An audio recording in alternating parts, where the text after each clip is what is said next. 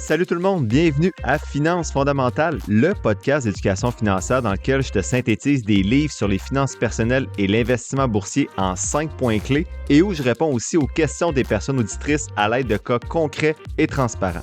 Si tu souhaites prendre en main ta santé financière, t'es à la bonne place. C'est parti, bon podcast! Salut tout le monde, bienvenue au 126e épisode de Finances fondamentales. Je suis bien heureux d'être avec vous aujourd'hui pour répondre à 4 personnes auditrices qui m'ont envoyé des questions. On commence avec la question de Maxime qui m'écrit « Coucou, très intéressant ton podcast. Ta stratégie d'investissement me rejoint énormément et je partage ton podcast à mon entourage envers ceux étant familiarisés ou curieux d'en apprendre davantage sur leurs finances. » Désolé, c'était pas si clair comme lecture. Il dit qu'il y a présentement 2 comptes CELI ouverts avec RBC, donc un compte équilibre qui est 60-40%, donc 60% obligations, 40% actions, et un compte CPG. Il dit qu'il aimerait transférer son CPG qui vient à échéance en juillet, donc vers un compte CELI qui aura ouvert chez Interactive Broker. Il me demandait si j'avais une préférence vidéo ou blog ou conseil afin de savoir de quelle manière il serait possible de transférer ce CELI-là, qui est anciennement un CPG, vers un compte CELI sur Interactive Broker. Il se disait, est-ce que je dois demander à mon planificateur d'acheter ces actions-là dans mon CELI et les transférer sur la plateforme? Est-ce que c'est possible de transférer le montant total du CPG vers ma plateforme de courtage sans que ce soit perçu comme un retrait, mais un transfert de CELI à CELI? Et par la suite, de choisir quel montant investir dans chaque action sur mon compte de courtage. En gros, il ne savait pas si son questionnement était clair, il a de la difficulté à trouver les infos. Donc, ce qu'il voulait savoir, Maxime, c'est si c'est possible de transférer de CELI à CELI si j'ai un CPG dans mon CELI actuel chez RBC et je veux le transférer sur une plateforme de courtage. Donc, je répondais, salut Maxime, Maxime, merci beaucoup de partager le podcast. Donc, pour la première partie de sa question, je disais à savoir comment transférer de l'argent d'une institution, donc de RBC par exemple, à une autre, donc Interactive Broker. Il s'agit habituellement d'un formulaire. Donc, avec Disnat, c'est un formulaire à remplir pour transfert entre comptes enregistrés. Le D quelque chose, là, j'ai D152 en tête, mais je ne suis pas sûr. Bref, vous pouvez les trouver facilement ou m'écrire si vous ne les trouvez pas. Après quelques jours, semaines, le transfert va être fait. Donc, dans ce cas-ci, là, c'était de Industrielle Alliance à Disnat dans mon cas, mais toi, ça va être de RBC à Interactive Broker. Donc, c'est super simple. Tu peux appeler le service à la clientèle au pire d'Interactive Broker si tu ne trouves pas le bon formulaire. Moi, je suis trouvé eux de Disnat, là, mais pas pour les autres plateformes. Dans le cas du CPG, ça va être simple parce que tu vas déjà avoir l'argent disponible dans ton CELI. Donc, ton courtier, il n'y a rien à acheter. En fait, le professionnel qui travaille avec toi, là, il n'y a rien à acheter ou vendre. Le CPG est fini. L'argent va apparaître dans ton encaisse. Tu vas seulement devoir lui dire de ne pas réinvestir cet argent-là parce que toi, tu vas faire le transfert en argent. Donc, ce montant va être transféré dans ton compte Interactive Broker après quelques temps. Donc, des fois, ça peut niaiser un peu, mais habituellement, c'est quelques jours, quelques semaines. Sinon, si un jour tu vends ton produit 60-40, ton compte équilibré là, avec RBC dans ton CELI, c'est encore important de sélectionner le transfert en argent et pas en biens. Donc, en effet, RBC va vendre tes actions et va transférer l'argent chez Interactive Broker et tu vas pouvoir acheter le produit souhaité, par exemple, quelque chose comme VEQT ou n'importe quel FNB. En gros, tu peux faire tout ça avec les formulaires disponibles sur la plateforme de courtage. Tu pourrais tout transférer de RBC à Interactive Broker sans dire un mot à ton courtier. Donc, moi, j'avais informé mon professionnel chez Industrielle Alliance que j'allais transférer mes choses, mais j'aurais pu juste utiliser les formulaires, puis ça se peut qu'il t'écrive parce qu'il est fâché ou quoi que ce soit, mais tu n'as pas besoin de passer par lui pour faire les transferts. Deuxième question, celle de Roxane. Elle m'écrit « Bonjour, je ne sais pas si vous pouvez me répondre, mais je me questionne beaucoup dernièrement à savoir si je suis mieux de clairer toutes mes dettes avec mes placements ou de payer le plus possible mes dettes graduellement en conservant mes placements. Donc, est-ce que je rembourse tout de suite ou je paye graduellement mes dettes? » Elle dit qu'elle a présentement un petit peu plus que 25 000 dans son CELI, dans le FNB VEQT, sur Wealthsimple, mais elle a des dettes. Donc, elle a une dette à peu près 9 000 là, avec un taux d'intérêt de 8 7,99 et des dettes d'études d'à peu près 6 000 avec des taux d'intérêt de 7,7 et elle en profiterait tant qu'à y être pour clairer la dette d'études de son conjoint aussi avec qui elle a la maison et les enfants, qui a 6 000 de dette d'études avec le même taux d'intérêt de 7,7 Donc, elle me demandait ce que j'en pensais vite comme ça. Est-ce que payer les dettes, en fait, elle dit que payer toutes ses dettes, ça lui permettrait d'avoir l'esprit tranquille pour recommencer ensuite à placer ou elle ne devrait pas toucher son placement et arrêter de contribuer à ses placements pour les mettre plutôt vers ses dettes. Elle dit qu'elle était embêtée avec les rendements composés, puis le temps, elle est frileuse de toucher à ses placements, mais elle a très hâte de clairer ses dettes aussi. Surtout qu'elle dit qu'elle a quand même encore la maison à payer, le REA des enfants à chaque mois et une autre voiture qui est à 2,99 de dette, mais de taux d'intérêt, donc elle ne pensait pas y toucher maintenant. Donc, elle me disait merci pour tous tes bons conseils sur le podcast. Donc, n'oubliez pas que ce n'est pas des conseils que je donne, je partage mon opinion tout simplement. J'y répondais: «Salut Roxane, c'est vraiment difficile de répondre.» Je disais que tu es comme ça limite des rendements historiques en bourse qui sont de 7-8 si tu es 100 actions dans ton CELI. Si son profil d'investisseur est plus 60-40 ou 80-20, mais la réponse est un petit peu plus facile, pour moi, je rembourserais les dettes. Honnêtement, je rembourserais quand même les dettes, même si son profil est 100 actions. Je dormirais beaucoup mieux avec un rendement de 7 ou 7,99 assuré et la tête tranquille avec zéro dette, mais je ne paierais pas celle de 2,99. Donc, dans ce cas-là, vu qu'on est à 7-8 là, ben, plus proche du 8 de dette, il n'y a aucun produit actuellement, au moment d'enregistrer, là, en avril 2025, qui peut te garantir un rendement de 7 ou 8 aucun. Donc, si tu trouves un CPG à 8 bravo, mais ça n'existe pas. Donc, il faut que tu te dises, c'est comme si j'investissais dans un produit garanti à 8 Donc, ça serait un très bon investissement. Donc, dans votre cas, moi, je rembourserais la voiture qui est à 7,99 et les dettes d'études qui sont à 7,7 si bien sûr les contrats avec la voiture te permettent de le faire sans pénalité.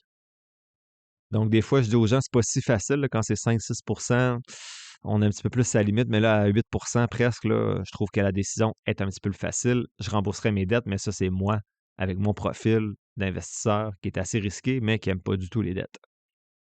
Question numéro 3, ça vient d'une personne qui souhaitait demeurer anonyme. Donc, elle a dit: Monsieur Buffett avait déjà dit que si, comme parent, on prenait un prêt de 50 000 en cadeau aux 20 ans de notre enfant pour le placer sur 30 ans, alors l'enfant aurait 1,5 million à sa retraite à 50 ans, 30 ans plus tard. Peu importe les aléas de la vie, l'enfant aurait une situation financière acceptable à sa retraite.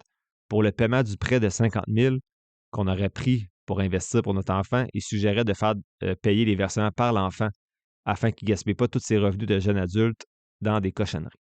Cette stratégie-là garantirait aussi une meilleure situation à l'enfant qu'on est supposé. Cette stratégie garantissait aussi une meilleure situation à l'enfant qu'un supposé héritage de plus qui serait imposé. Donc, en gros, il dit que cette stratégie-là serait plus efficace que d'avoir un héritage à la fin qui serait en plus imposé beaucoup puis que l'enfant aurait sûrement plus tard. Il mentionnait aussi, M. Buffett, que c'est plus facile pour un parent d'emprunter 50 000 qu'un jeune de 20 ans pour faire cet investissement-là. En gros, il dit qu'il aimerait ça faire cette stratégie-là pour ses enfants parce qu'il se rend à l'évidence qu'il ne leur laissera pas grand-chose à la fin comme héritage parce qu'il n'y a déjà pas grand-chose pour ses vieux jours puis il ne pourra peut-être plus travailler. Mais il passe facilement à la banque pour un emprunt de 50 000 mais il se demandait comment faire cette stratégie-là efficacement par rapport aux intérêts à payer. Ce serait quoi la durée idéale pour le prêt de 50 000 pour que son jeune le rembourse? Il dit qu'il n'y a pas de paiement d'auto ou autre. En théorie, 80 de ses revenus d'étudiant pour aller vers ce prêt-là. Donc, à peu près, peut-être 15 000 par année en versement mensuel. Donc, il voulait savoir qu'est-ce que j'en pensais. Ce que j'avais répondu à l'époque, là, ça fait presque un an, j'avais dit actuellement, avec les taux qu'il y avait d'emprunt, c'était pas une stratégie profitable. J'ai jamais entendu Warren Buffett parler d'utiliser un effet de levier avec de l'endettement non plus pour investir. Ce qui suggérait habituellement plutôt que l'effet de levier en bourse, c'était d'investir de l'argent que tu as. Donc, si tu as 50 000 à mettre pour ton enfant, en effet, dans 30 ans, il va être en bonne situation financière. Mais ce que j'entends Buffett dire d'habitude, c'est qu'investir avec l'effet de levier, c'est risqué parce que le marché boursier est plus volatile que l'immobilier. En plus de ça, je trouve que c'est d'imposer des habitudes financières à son enfant. Donc, tu vas l'obliger à rembourser des intérêts alors que lui, il veut peut-être faire autre chose avec son argent ou l'investir tout seul de son côté ou avec un conseiller.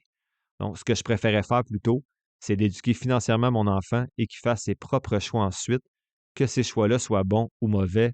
C'est comme ça qu'on apprend. Donc, merci, personne anonyme, pour ton message. Et oui, une publicité dans mon propre podcast. Après avoir aidé plus de 50 personnes à prendre en main leurs finances et leurs investissements dans la dernière année et demie, je suis enfin en confiance de publiciser mes services d'accompagnement. Selon vos besoins, ces services-là peuvent aller d'une seule rencontre de 60 minutes jusqu'à plusieurs rencontres avec des suivis. Donc, que ce soit pour planifier votre stratégie d'investissement, choisir vos FNB, savoir si le CELI ou le REER c'est plus intéressant dans votre cas, ouvrir votre compte de courtage et apprendre à bien l'utiliser ou toute autre question ou besoin par rapport à vos finances, n'hésitez pas à m'écrire sur Gmail ou sur le groupe Facebook du podcast pour avoir les informations sur les forfaits disponibles. Donc, au plaisir de vous rencontrer et de jaser de finances. Quatrième question, puis j'ai dit qu'on avait 4, mais on va en avoir 5 finalement. Je pense qu'on va avoir le temps pour une cinquième. Donc, la quatrième question, c'est celle de Simon. Il dit, j'ai une question pour le groupe parlant d'investissement. J'achète plusieurs parts de TD.TEC, donc ça a un frais de gestion de 0,35 %. J'ai regardé, il m'a envoyé le prospectus là, du FNB et il dit, j'achète ça dans mon REER sur mon application TD. C'est quand qu'on voit ce fameux 0,35 % de frais de gestion-là? Il dit, je suis sûr que ce n'est pas un frais qui apparaît dans son portefeuille. Il dit, est-ce que le prix est intégré dans le cours de l'action? Donc, est-ce que je paye le prix de l'action puis que le frais de gestion est inclus? Il dit, si oui, est-ce que c'est à chaque jour, une fois par trimestre, genre le titre gagne 0,50 à la fin de la journée, mais le TSX affiche 0,44? Est-ce que c'est tout ce qu'on voit, la cote des admins? Bref, il voulait savoir ce que j'en pensais. La question n'est pas claire, je sais, là, je l'ai lu, mais en gros, il se demande où apparaissent ses frais de gestion dans son portefeuille TD. J'ai dit que je ne connaissais pas tout à fait la réponse à 100%, donc j'ai fait mes recherches. En gros, ce que je comprends, c'est que le prix de l'action du FNB inclut quotidiennement les frais de gestion. Donc, par exemple, une action de 100 serait à 99,80 si le frais de gestion est à 0,2 %. Il n'y a donc pas de frais prélevés mensuellement ou quoi que ce soit. Les frais de gestion dans un FNB comme VFV sont généralement calculés quotidiennement en fonction de la valeur liquidative du fonds. Donc, ça, vous allez trouver la valeur VL là, dans le prospectus. Donc, la valeur liquidative, c'est le prix par action du fonds et c'est calculé en divisant la valeur totale des actifs du fonds par le nombre total d'actions qui sont en circulation. Une fois que les frais sont calculés, ils sont déduits automatiquement des actifs du fonds. Ça signifie que la valeur liquidative du fonds est ajustée à la baisse pour refléter les frais de gestion. Donc, techniquement, les frais sont prélevés quotidiennement, mais ils sont généralement rapportés comme des frais de gestion annuels qui vont être exprimés en pourcentage des actifs sous gestion. Ça signifie que tu ne vas pas voir les frais déduits directement dans ton compte tous les jours. Ils vont être incorporés dans la performance globale du fonds et ça va se traduire par une légère diminution de la valeur liquidative du fonds au fil du temps. Merci Simon de m'avoir obligé à me creuser la tête pour bien répondre à ta question. Dernière et cinquième question, celle de Guillaume. Il dit, ma question, j'aimerais avoir ton avis. Comme tu ne donnes jamais de conseils, je te demande ton avis. Merci Guillaume, tu as bien retenu la leçon. Il dit qu'il a ouvert un compte CELI et REER sur Disney. Il dit qu'il n'y avait rien comme CELI avant et un REER à peu près de 22 000 $ avec sa conseillère. Il y a un CELIAP aussi qui est à peu près 5 000 $ et pour l'instant, il pensait acheter du XEQT dans son CELI. Pour le REER maintenant, qu'il va transférer, c'est là qu'il aimerait faire un peu différent. Il se disait au départ, why not Coconut, d'aller avec VEQT, mais il sait pas vraiment, bon, il sait en fait que c'est pas vraiment différent de XEQT qu'il y a dans son CELI, mais il voudrait mettre VEQT dans son REER, mais il est tombé sur des discussions sur la surpondération du Canada dans XEQT et VEQT. Il a vu les produits VXC et VCN ensuite. Donc, il pensait prendre en grande majorité du VXC. Donc, ça, c'est un FNB qui a toutes les capitalisations à l'extérieur du Canada. Donc, finalement, c'est la planète sauf le Canada. Et ensuite, ajouter avec VCN ce qu'il voulait comme pourcentage dans son REER pour le Canada. Il me demandait ce que j'en pensais. J'avais-tu un pourcentage idéal pour le Canada? Mettons qu'on sait que c'est à peu près 3 % de l'économie mondiale et que la moitié de l'économie canadienne est à peu près en finance et en énergie. Est-ce qu'il prend 3 % de VCN, 5 %, 10 %? Il disait qu'il cherchait puis il n'y avait rien d'hyper précis. Il me demandait ce que j'en pensais. Je vous ai enlevé, là, en fait, ma réponse. Il y avait un long prélude où on a jasé, moi puis Guillaume. Excusez, je suis encore avec Simon en tête de la question 4. Donc, moi puis Guillaume, on a jasé. On s'est jasé. On s'est écrit. Puis il y avait un long prélude où, en fait, ses frais de gestion, lui, actuellement, dans ses produits avec sa conseillère, c'était 2,37 % depuis 10 ans. Et il dit qu'il n'a jamais parlé à sa conseillère dans ces années-là et ses rendements n'ont jamais battu des FNB tout en un comme exécuté. Donc, ça fait 10 ans que tu payes 2,37 % de frais de gestion, tu n'as pas parlé à personne, puis tes rendements ne sont pas intéressants. Donc, bref, je voulais juste vous informer que ces situations-là, j'en vois souvent, même si vous entendez des fois ailleurs que... Bref, j'arrête là. D'abord, merci pour tes bons mots, Guillaume. Je disais que j'étais content de recevoir ce genre de message-là de personnes qui disent que j'ai un impact concret sur leurs habitudes financières. C'est motivant. Mais je le remercie aussi. Donc, Guillaume s'est abonné au podcast. J'ai sauté une partie de sa question, là. Donc, je le félicitais pour sa situation financière. Il disait qu'il allumait sur bien des affaires avec le podcast, mais il gérait quand même bien ses choses. Donc, il y a déjà 20% d'épargne, ce qui est très bon. Mais oui, je disais que 2,37% de frais pour battre aucun indice puis avoir aucun conseil, c'est cher pour n'importe qui. Donc, pour répondre à sa question, dans quoi mettre son REER, il dit qu'il va remplir son CELIAP avant de continuer à cotiser son CELI-REER. Donc, je l'avais questionné, puis en effet, il va le faire. VXC, ça semble un produit intéressant. Donc, il est à peu près investi 65% aux États-Unis. C'est presque total market là, quand on regarde le mélange large cap, small cap. Donc, c'est à peu près un 65% là, sur le marché presque total des États-Unis. Ce n'est pas juste le S&P 500. Il y a à peu près 27% d'international et 8% de marché émergent. Donc, je n'ai rien à dire sur ce produit-là. Donc, si vous souhaitez avoir un seul produit parce que vous dites j'ai déjà beaucoup de choses au Canada, ma maison et tout ça, bien VXC semble être un produit intéressant. Je ne crois pas utile pour lui d'ajouter 3% de VCN pour aller chercher le Canada parce qu'il surpondère déjà beaucoup dans son CELI, le Canada, avec XEQT. Donc, il ne faut pas regarder notre pondération, notre diversification compte par compte. Il faut regarder avec la vue d'ensemble du portefeuille. Et dans son cas, il y a déjà beaucoup de Canada dans son XEQT. Donc, ça ne serait pas grave si son REER, il y aurait juste VXC. Sinon, pour le pourcentage idéal, 3, 5 ou 10%, il y a des études de Vanguard qui ont montré qu'entre 15 et 30% de mémoire, là, c'était bien pour le Canada d'un point de vue fiscal. Mais si on investit dans un CELI, il n'y a pas tant de fiscalité. Là. En effet, ce n'est pas vrai ce que je viens de vous dire. Dans son REER, dans son cas, il n'y a pas tant de fiscalité parce que le CELI, ce n'est pas vrai si vous avez des dividendes étrangers, mais dans le REER, honnêtement, tu peux avoir un pourcentage plus petit là, de Canada. Ça peut être comme tu veux, là, un 3, 4, 5% pour représenter le poids du Canada. Mais ça, c'est propre à chacun. Je ne donne pas de conseils.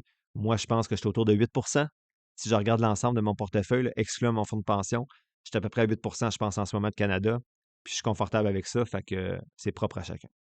Donc, c'est ce qui conclut les questions des auditeurs. C'était le 4e type d'épisode comme ça qu'on avait. J'ai reçu beaucoup de feedback positif. Donc, merci. C'est un petit peu plus naturel, là. Je fais pas, en fait, je fais pas de montage pas du tout presque dans ce genre d'épisode-là. Donc, c'est beaucoup plus rapide pour moi. Donc, j'espère que vous appréciez. La semaine prochaine, je reviens à la synthèse d'un livre qui s'appelle 30 mensonges sur l'argent. C'est écrit par Peter Koenig en 2008. Et ce jeudi, 4 autres titres potentiels sur ma liste d'analyse, soit Lattice Semiconductor Corporation, donc LSCC, Regeneron Pharmaceuticals que j'ai dans mon portefeuille REGN, Buckle BKE et Fastenal Company FAST. L'épisode tire à sa fin, j'espère que tu l'as apprécié. Si c'est le cas, je t'invite à le partager et à t'abonner au podcast, en plus de mettre quelques étoiles ou de le liker selon la plateforme sur laquelle tu m'écoutes. Tous les liens pour me soutenir sont quelque part dans la description de l'épisode. N'oublie pas que les informations communiquées dans le podcast sont dans un but strictement éducatif, ce ne sont pas des conseils financiers. Je t'invite à consulter un professionnel pour des conseils spécifiques à ta situation parce que je ne peux pas être tenu responsable de tes décisions financières. Comme je le dis depuis un petit bout, je ne suis pas un expert, prends donc pas ce que je dis pour du cash, fais toujours tes propres recherches. Sur ce, merci d'avoir passé un peu de temps avec moi aujourd'hui et on se voit dans le prochain épisode de Finances fondamentales.